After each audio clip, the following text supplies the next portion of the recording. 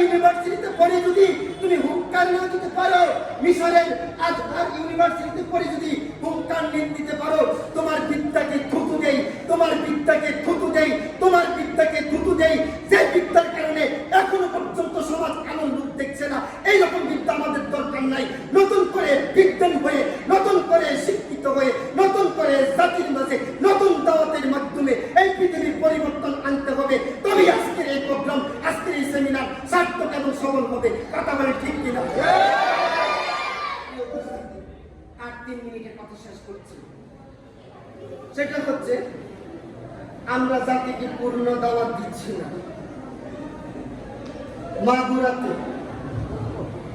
আসিয়াকে বাবা ছেলে মিলে কাজ করে শেষ করি, কি মজা লাগছে তাই না? মামুনুল হকের মতো একজন আলেম থাকবে, গৌরবী সাহেবের মতো একজন আলেম থাকবে, ওসামা সাহেবের মতো একজন আলেম থাকবে, আজহারির মতো একজন আলেম থাকবে, তারেক মনোয়ার সাহেবের মতো একজন আলেম থাকবে, আব্দুল্লাহ বিন আব্দুর রাজ্জাক ইউসুফ ওনার মতো একজন আলেম থাকবে, মতিউর রহমান খান মাদানির মতো একজন আলেম থাকবে, আমানুল্লাহ খান মাদানির মতো একজন আলেম থাকবে, শহীদুল্লাহ খান মাদানির মতো একজন আলেম থাকবে।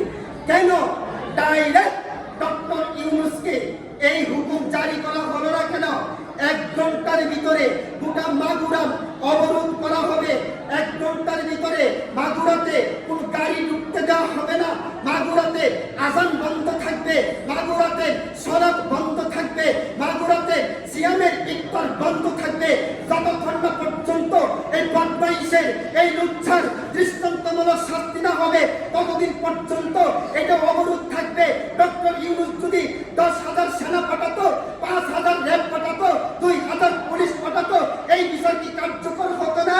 কিন্তু তা না করে একজন শিশু অহরহ দর্শিত হয়ে, লাঞ্ছিত হয়ে পৃথিবীর মাঠ থেকে চলে গিয়েছে।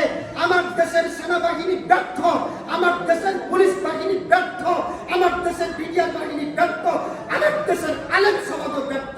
এই ব্যর্থতা নিয়ে আমরা দিন কাটাচ্ছি। কথা কি ঠিক নয়?